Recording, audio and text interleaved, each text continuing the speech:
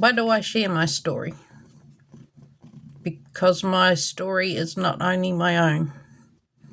Because my story belongs to thousands of people worldwide. Because my story could become your story or your children's story.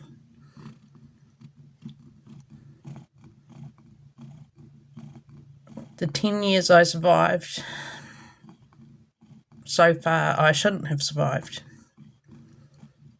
Someone manipulating a system to control a person is not on. Someone manipulating a system to get them forced into mental health, forcefully drugged, and misdiagnosed on their interpretation and their friends' interpretation of me alone. People that had never even been near me. That is wrong. It is immoral and it is also illegal. Like I said, my story is not only my own. And of the thousands of people this happens to around the world, not many are strong enough to survive. So living with a brain injury, just sustaining one brain injury, can take your unaliving rate of wanting to leave this world up to 3 times that of the normal population living without brain injury. A person with repetitive head impacts, that goes up to 53% of people that living with repetitive head impacts, suspected CTE, TES, will unalive themselves, up to 53%.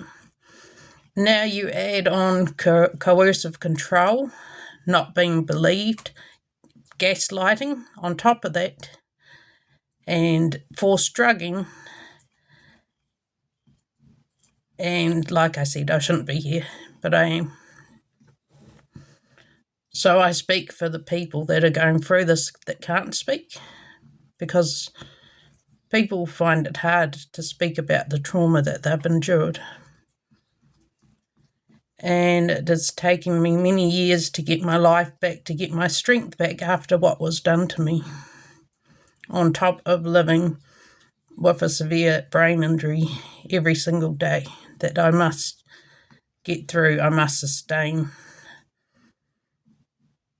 So when what was done to me, what was done, when I was lied about and forced into mental health, I lost 95% of the people in my life because they believed her over me. Now, I don't tell my story to get them people to believe me or to get them back in my life, because they mean nothing to me, and I was very clear about that when they walked out. So me telling my story is not about them. My story is about me trying to save lives of people that I know will not have a chance unless someone starts speaking up about what happens to people with invisible injuries. So what was done to me was way worse than I've ever talked about.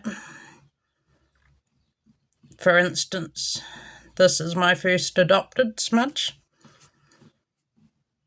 The person who lied also knew that I had smudge.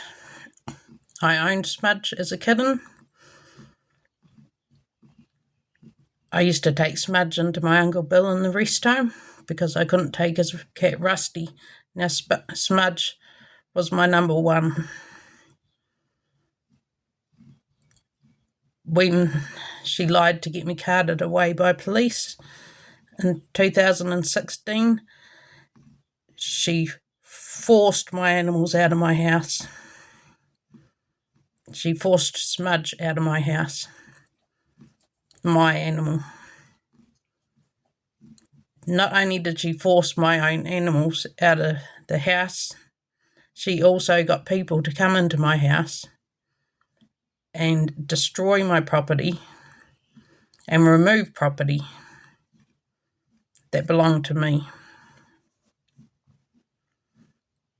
So once someone gains coercive control by manipulating people and making it look like you are the insane one, they get away with a lot more than what people see. And that is the truth.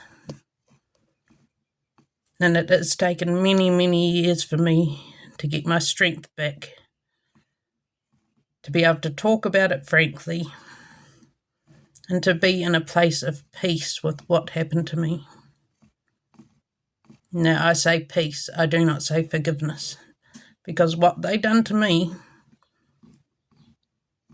was unforgivable.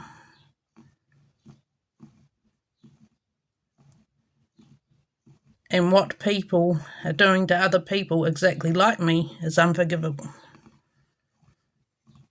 Now, we are badly affected by an invisible injury that you can't see, but it doesn't mean that you get to treat us with disrespect, with disregard, and do things that could ultimately end in us losing our lives. Now, everyone knew that was involved in getting me locked up, knew that I had a brain injury. I was very clear. I went to a wedding in Rarotonga, and I was under the concussion team, and everyone was made aware of what was going on, what was happening, that I was on. Doctor had put me on a medication for my brain injury, not an insanity injury. It was a brain injury. Everyone knew at that wedding, and they were all involved in getting me locked up and lying to mental health. Now, like I said, this is not my story only, but that's why I tell it and keep telling it and keep telling it in every single way I can. Everyone knows that animals are my life. When she done what she done, I had to take a couple of my animals back to get rehomed because I couldn't look after them after I was forcefully drugged when they sent me home.